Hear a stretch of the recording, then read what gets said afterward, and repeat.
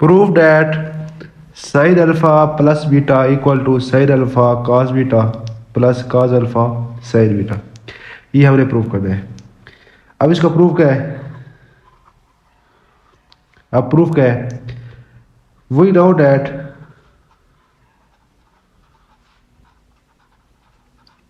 हम जानते हैं कि जो कॉज है कॉज अल्फा प्लस बीटा, ठीक, इक्वल होता है cause alpha cos beta balance sine alpha sine beta के। अगर यहाँ कॉज अल्फा प्लस बीटा है तो यहाँ बैलेंस आएगा, और यहाँ बैलेंस है तो यहाँ प्लस आएगा, ठीक है। और ये हम जानते हैं। अब हमने क्या करना है? Replacing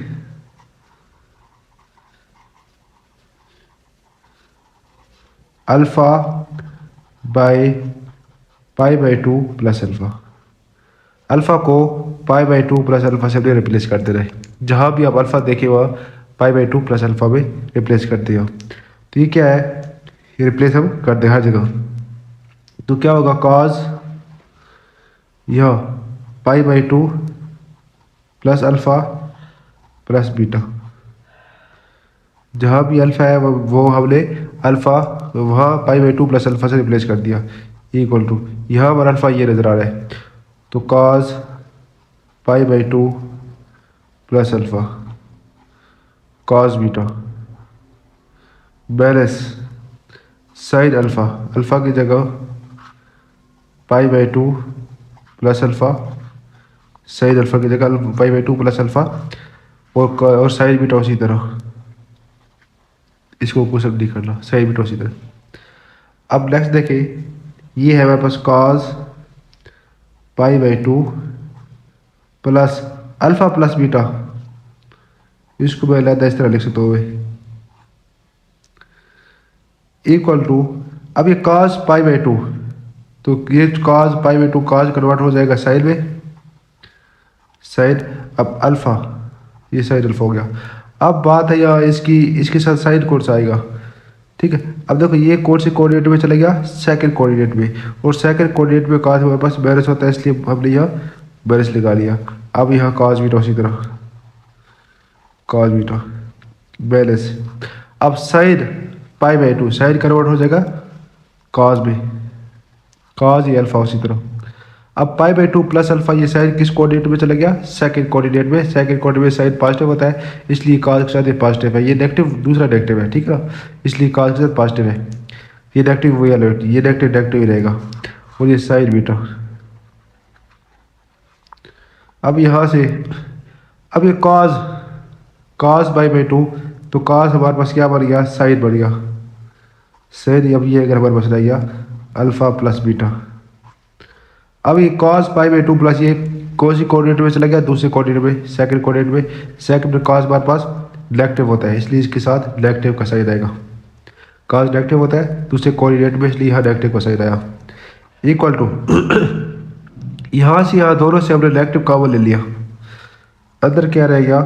sign alpha cos beta plus cos alpha sine beta. अब ये नेगेटिव आपस में कैंसिल आउट, बस हिट्स proof sine alpha plus beta equal to sine alpha cos beta plus cos alpha sine beta. ये हमने प्रूफ कर लिया। अब याद किस तरह रहेगा आपको? यहाँ अगर साइन अल्फा प्लस बीटा, ठीक है, एक बार पहले अल्फा है ना, साइन के साथ अल्फा, फिर कॉस बीटा, कॉस रह गया। अब दूसरी बार क्या होगा? कॉस के साथ अल्फा और साइन बीटा।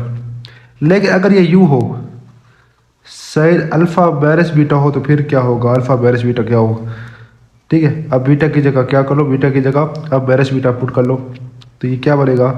साइन अल्फा और कॉस बैरस बीटा